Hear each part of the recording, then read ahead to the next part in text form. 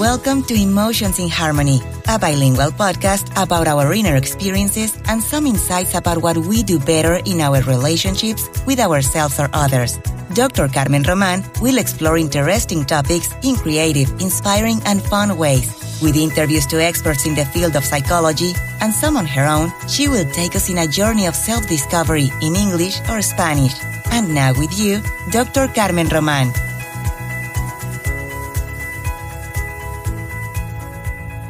Hola amigos in Harmony, welcome to another episode of this podcast Emotions in Harmony. Today we are going to talk about interracial couples, especially in this wonderful moment of the wedding. We are going to talk about what happened with those cultural differences when we prepare for the best day of our life as a couple. So for that, I wanted to interview the best wedding coordinator. She is the best for me, and she is the best for Guadalajara because she has won the gold medal in the last 3 years, 3 consecutive years. Well done, Sandy. Of course, you deserve it. And Sandy has a lot of preparation to be a wedding coordinator. She has a bachelor degree in administration from the University of Guadalajara. She has a master's degree in marketing from the Open University of Catalunya in Barcelona, Spain. She is member of the Wedding Planner Professional of the ABC Association. She is certificated as a wedding planner in Mexico and, of course, expert in bodas internationally. She does an excellent job preparing weddings for bilingual couples. So, if you go back in our episodes, you will hear a couple episodes ago an interview in Spanish about her also. But we wanted to bring it in English, especially because my husband insisted, I want to listen to Sandy in English. So here it is. This is a special episode for my lovely husband. And thank you, Sandy. I will not say anymore and I will leave you with this interview. Enjoy it.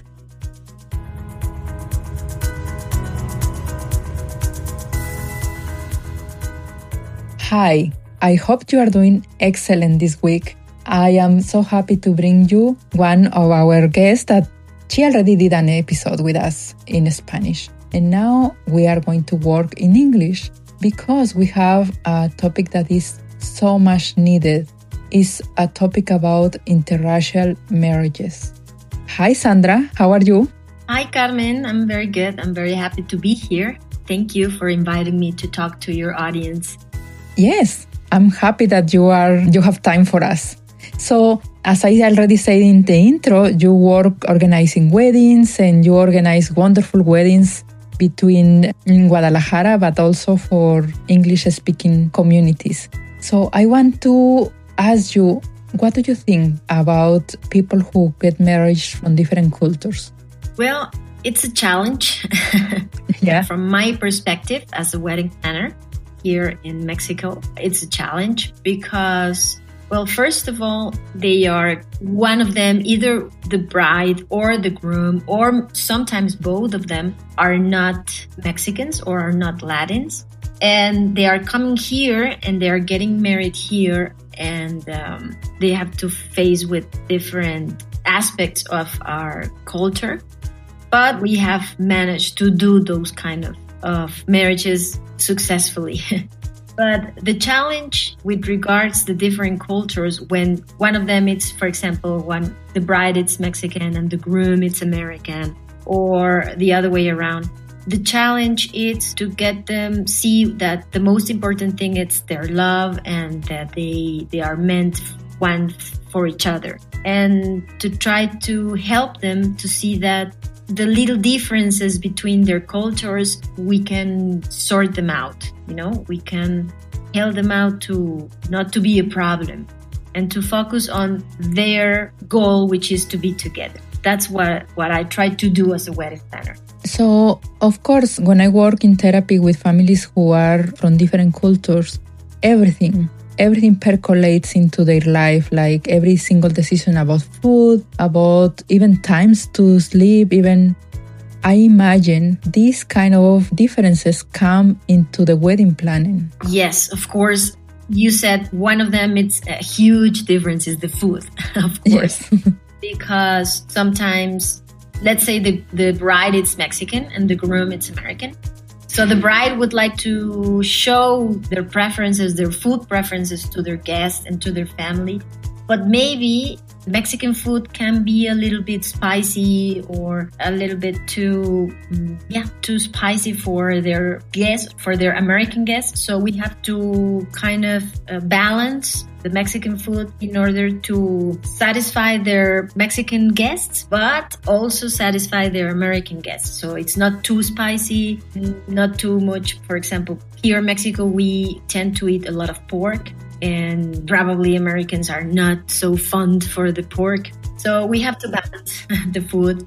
We have to agree on the schedules because Americans usually have their strong meal in the afternoon. And here in Mexico, it's around 2. And probably if we serve the food at the time we are used to do it here in Mexico, probably the American guests are not going to be that hungry. So we have to look for a time or look for a schedule that it's good for both kinds of, or for both cultures, that it's not too late as the Americans, but not too early as the Mexicans. So yeah, with regards to the wedding planner, it becomes a challenge to try to come to a middle point where everybody can feel welcomed and happy and everybody can feel like we are taking into account their cultures, their preferences with regards food, with regards their schedules and all that things, I remember as we talked in the Spanish episode that you organized the wedding for my husband and I, and my husband is American and his family and our friends, a lot of our friends come from very different countries or cultures. I remember even the simple decision about when to feed them. Yeah, you're right. Or when to do the main ceremony or how to organize the day based on their different time zone and their traveling. And it is an art what you do, Sandy. Well, yeah, because also you have to take into account that most of the guests that are coming from overseas, well, they might have been travel for a day or for several hours, and maybe they will be tired and they will need to rest a little bit before the ceremony. So you have to take that into account as well. Also, you have to, me as a wedding planner, I have to think not only on the day of the wedding day, but we also have to think on 1 or 2 days before, because maybe maybe the bride and the groom would like to show the Mexican culture or some Mexican sightseeing tourist spots. So I also have to be a little bit as a travel agency, trying to plan some different activities for their guests before the wedding day or after the wedding day. Also, you have to consider that they might not speak the language. So I have to, I do speak English, but I also have to think that my staff also speaks English. So they can also the needs of your guests or my client's guests. So yeah, there are several things to consider when you are organizing a wedding from people from other countries. And how do you have experiences where couples are different religion, or how about rituals? What a couple can do to come to these middle term negotiations with those kind of very important aspects of a wedding? Yeah, well, I have had clients that they come from not only different cultures, but also different religions. So what we have done, it's trying to see what rituals can we take from one religion and what other rituals we can take from another religion, and probably mix them together in a nice touching ceremony. Some other times there are rituals that we cannot skip, so we have to negotiate with the part that it's not. Let's say that the bride is Catholic, and she and her family would like to get married in a church, because the Catholic ritual tells us that for the ceremony to be valid, it has to be in a church, in a public church. So, well, I try to help them out to do all the paperwork that the Catholic Church asks us, and well, try to help them out with that because sometimes it can be hard to become to a middle point. That's right. So also is those aspects of legal aspects. Like what we learn is that, for example, in California, you need to get married in California, in the territory of California. It will not be valid if the judge goes there or something like that. So that what you found to be the most stressful part of an interracial couple to get into these aspects of the ceremony or the marriage or the party or... The most stressful part, I think one of the most stressful parts is definitely the food. And also the rituals for the ceremony. That's probably that. And another one is the guests. All the couples, they want to treat their guests very well. They want them to feel very welcome and very supported because they are in a foreign country. They are in a different country, speaking a different language. So what they usually ask me, it's for me to really take care of their guests. That's what they focus on a lot. And that, the one little part of treating them very well, it's the food, the service that we provide. Well, that's what I try to do, to help them out with their guests and their families, of course, because also they want their families to feel very comfortable in their big wedding day. But I think that's it. That's probably the most stressful part, or what I think that the bride and the groom feel more stressed about when it comes to their family and friends. They want them to feel very well taken care of. And they want, I am guessing, to feel safe. Exactly. They want their guests to feel very safe because they are in a different country. Safe with regards to what they eat, what they do, where they go. So I think that's what they feel more stressed about. And it's funny because they are not really thinking about them as bride and groom. They are really thinking about their others, their families, their friends, their loved ones. And of course, the stress that it involves doing a party or a ceremony or a wedding outside of their house, that is also very stressful because you have to think of a lot of little things. No, you have to bring your everything, your clothes, your shoes, like every single little detail. It's not the same as a wedding that it happens here with a couple that lives here in the same city because, well, they feel like their home is like just 10 minutes away or 15 minutes away. When your home is so far away, you feel a little bit stressed just because you are away, I think. What I also found in interracial couples is that sometimes at the beginning of their relationship or even during the wedding, they are still unaware of their differences. They are so focused on getting it together, yeah? Or it's in the honeymoon phase, that they oversee their differences. But I can imagine in your work, even though it's not spoken or even though you still catch up to all those differences. Yeah. So you need to deal with some hidden, unspoken rules in the couple or something, Yeah, you have to sort of, as you said, you have to oversee a little bit in between lines what their beliefs are or what their differences are in terms of religion, of food, behavior sometimes. And you have to, me as a wedding planner, I have to cope with those differences and try to smooth them out. Because me as a wedding planner, my job is to make my clients, my couples, groom and bride, to feel very comfortable within the process. I want them to feel very comfortable. I want them to feel very safe. So I have to become sometimes as a mediator to be in between them and try to smooth things out. Well, you have to be a little bit as a wedding coach. You see? Yes, and personal coach sometimes. I am just thinking out loud here, Sandy. What I found the common denominator between your job and my job is to work with the couples in a very intense situation. For me, I get to see the couples. They don't come to my office when they are happy. Yeah. They come when something is going wrong. And they come when almost the marriage is falling apart.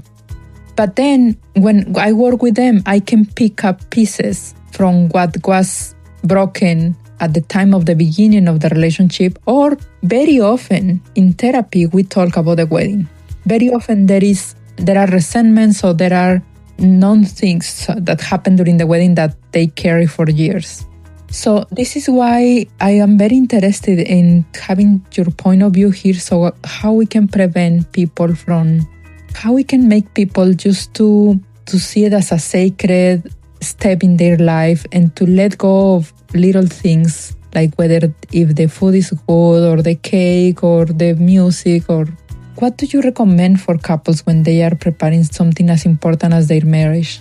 Well, you were saying that we both work with couples, but the difference is that when they come to you, they sometimes are not very happy. They have problems. In the other side, when they come to me, they are very happy. Yes. They are very excited about their wedding day, their new life. And what I see is that in the process that we are planning their weddings, they start to become stressed. They start to fight a little bit over little things. And so they arrive very happy, but sometimes in the process they can feel stressed and they can have little fights over little stupid things, like you said, like the food, like the music, like stuff like that. So what I recommend is don't focus on those little things, because those are things that you are probably not even going to remember in 10 years. I mean, it happened to me. I have been married for 15 years. And the other day I was talking to my husband, and neither of us can remember what we ate on our wedding day. We can't remember the menu we offered. We know we remember it was very good. We remember people really liked it, but we don't remember what it was. It's not important. So what I tell them is, don't fight over these little stupid things, because in 10 years, it's not going to be important. You see, the really important thing is going to be you and your love and your new life, your life as a couple. That's what is going to really matter in 10 years. And if you start your new life with fights, and because sometimes these fights are about control. I mean, you are the psychologist, not me. But what I see within the wedding process is that they are fighting over who controls what. I don't know if you catch what I'm trying to say. Yes. They are trying to get control over something. And that's what I can see in the wedding planning process. So what I tell them is to forget about those little things and focus on what really matters, which is planning your marriage, not your wedding day. Because the wedding day is going to go by like in very fast. 6 hours, 7 hours, 8 hours at the most. And the wedding day is going to be gone forever. So focus on your marriage, which is after the wedding day. That is what you really have to plan. How are you going to plan that? Well, start before the wedding day, when you are dating and getting into each other, getting to know each other. Try to talk about what really matters, like family. How are we going to raise our kids? Do you want kids? Sometimes couples don't even ask those kind of things. Exactly. But it's very important that they talk about these very important topics like family. Do you want kids? If you want kids, how many would you like to have? How are we going to raise them? If we have different religions, are they going to have your religion or mine? Or we are not going to educate them under any religion, umbrella? Let's talk about finance. I see that a lot of couples fight over money. Who's going to pay what? So start talking about that. When we get together, how are we going to manage our finances? Are we going to put them together, or your debts will continue to be your debts, or am I going to participate somehow in your financial engagements, or how are we going to handle that? No? Another important topic to talk about, it's your daily basis, like your day-to-day things, like who's going to do the house chores, who's going to wash the dishes, who's going to wash the clothes. Are you going to do your laundry, or Are we going to get together on weekends and do laundry together? Because sometimes, and this happens a lot here, at least here in Mexico, the man, the guy believes that because now they are married, now the wife is responsible for their laundry, for their, washing dishes and stuff. They automatically think that the woman is responsible for that. And it shouldn't be that way. I think it should be negotiated in advance. And also another issue, it's like your families, your friends and families. Because I believe that although a marriage is just between a man and a woman or between two people, well, the reality is that you get married with their people too, their family, their friends. So how are you going to deal with the family and friends of your couples? So I think to summarize is that it's not important. Well, it is important to plan the wedding day, of course, but it is as important, or it's probably more important, to talk and plan about the marriage, their future life as a couple. That's what I invite my clients to also consider, that they are not only planning a party, a wedding day. They are planning a new life. They are planning a new family. They are planning a new lifestyle. That's what they should focus on. Wow. And I will say exactly the same. 5 years later, 10 years later, or sometimes I have the opportunity to work with couples when they are preparing the wedding and they are too stressed about it. But it's the same. If you focus in life, if you focus in loving each other, in caring for friends and family, doesn't matter how important little things around the household. Exactly. And it doesn't matter how things come out in the wedding day. Because a wedding day, it's like a theater play, It's a live event. When it starts, and you have to let it go. You have to let it roll, I have not been in a wedding that something hasn't happened. In other words, I have not been in a perfect wedding yet. because it's a live event. Things happen, and you have to let them go. Me as a wedding planner, I try to have everything under control, schedules and all the vendors and everything. I try to minimize as much as I can every eventual thing that can happen. But things happen, and you have to just try to, if the cake wasn't perfect, it's just a cake. And to the listeners, this is coming from a woman who is expert in weddings.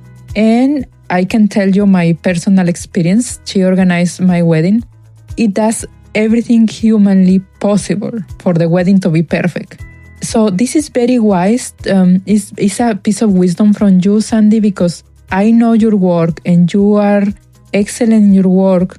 It's like as much as we really want to be perfect and we can rely on a wedding expert like you, still we can have fun, go light, and not try to control every single moment of the wedding. Exactly. You have to, let it roll.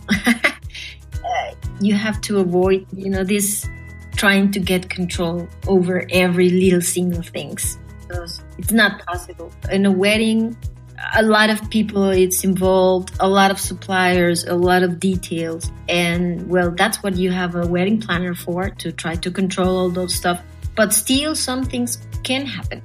You just have to oversee them. For interracial couples, I will add something, Sandy. I will add that be very sensitive, especially about the preparation of the wedding, of customs, manners, preferences that you don't understand because you are not part of the culture of your partner. So just listen, just try to be open and be flexible, because I see how much we can overstep or ignore the partner traditions. Yeah. I think that's the key word, be flexible. You have to be very flexible about everything in life, because nothing is said, as a final word. Things can happen, and you have to be flexible, and you have to be creative to overcome whatever it comes. Try to see it and try to resolve it in a very creative way. And be flexible about, as you said, your partner's customs and traditions and rituals, different ways of overcome life, you have to be very flexible about it because, well, it's your partner and it will be your partner for life. So you have to be ready to negotiate all those little things in order to be more happier. Yes, that's right. I want to start closing because I promised you I will let you go in less than 30 minutes. So what do you want to say to close this? Let's talk a little bit about your book. Do you have a book in Spanish? Unfortunately for our English speakers, it's only in Spanish. But tell us a little bit about your book and tell us about what you want to share in your book for these couples.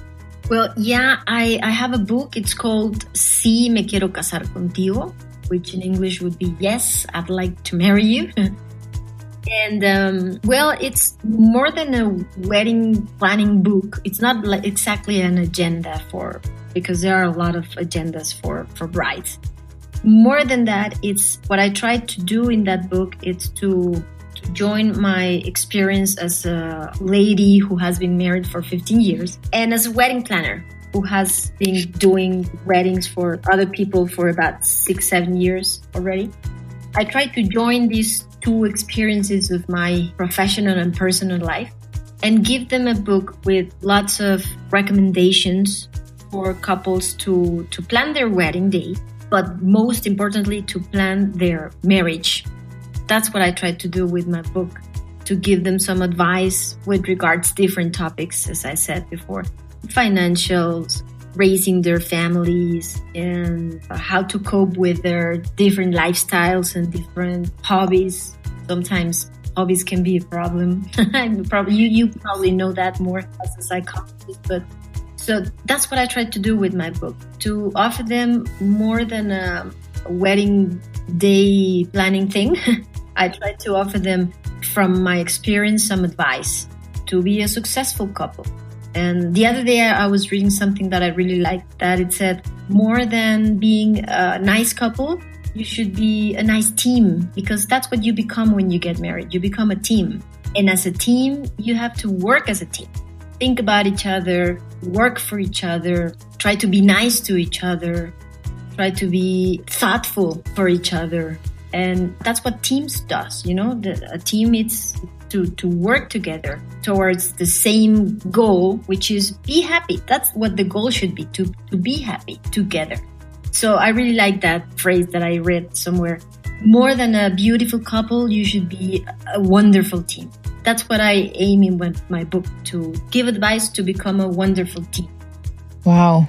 It is, we should just get together more in this podcast, because it's really, you see couples one way, I see couples another way, but we want, in both sides, we want them to be happy. Exactly. I think that's the goal for every human being. To be happy. And if you don't lose that as your goal in life, I think you can do very well. Just don't lose sight of what you are supposed to be. That's right. That's right. Wow, Sandra, thank you. Thank you for your time. Thank you for your wisdom. And hopefully in the future, we can do another podcast. For now, if you are our listener for the first time, I suggest you go back. A couple of weeks ago, we published similar interview with Sandra with different topic, but in Spanish. You will enjoy that as well, as much as we did doing it. And subscribe.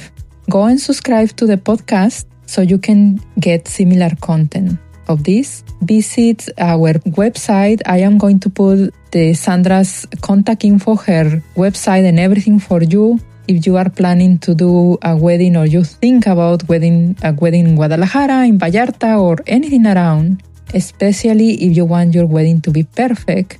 Sandra said there is no perfect weddings, but my wedding with Sandra was the best that it can be. I really had fun in your wedding.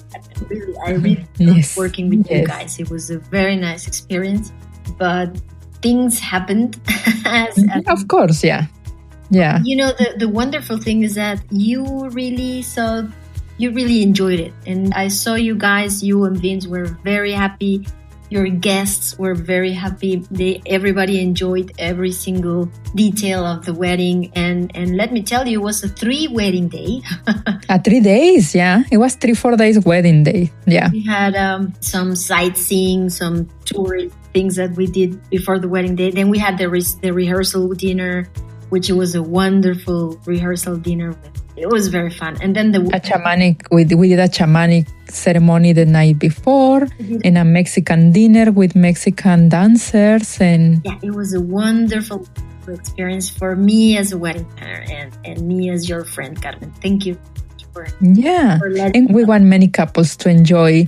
For us, it was all about our guests, and almost a year after that we got married, every time the guests still bring the topic. We don't bring the topic anymore. They bring the topic of how happy they were those 3 days visiting Mexico and enjoying the wedding. So it is possible. It is possible. We don't look for the perfect wedding. We look for a very fun reflection of who you are as a couple. And if you want to have a very fun reflection, go to Sandy and she will help you to find your own true self through the wedding. Thank you, Carmen. Yes. It's a very nice. I like that for your slogan, Sandy. Find your true self through your wedding with Sandy. I like that too. I'm going to write it down. Thank you, Carmen. Okay. Well, have fun. And we will see each other, and let's hope for other podcasts in the future. Thank you for today, Sandy. Thank you, Carmen. Thank everybody who's listening to us, and have a nice, wonderful, happy life. Thank you. Yes. We have ended one more episode of Emotions in Harmony. See you the next one, when Dr. Carmen Roman will help us to have a more fulfilled life caring for ourselves and the ones we care for. Meanwhile, visit www.emotionsinharmony.com to see the show notes, subscribe, and enjoy more content.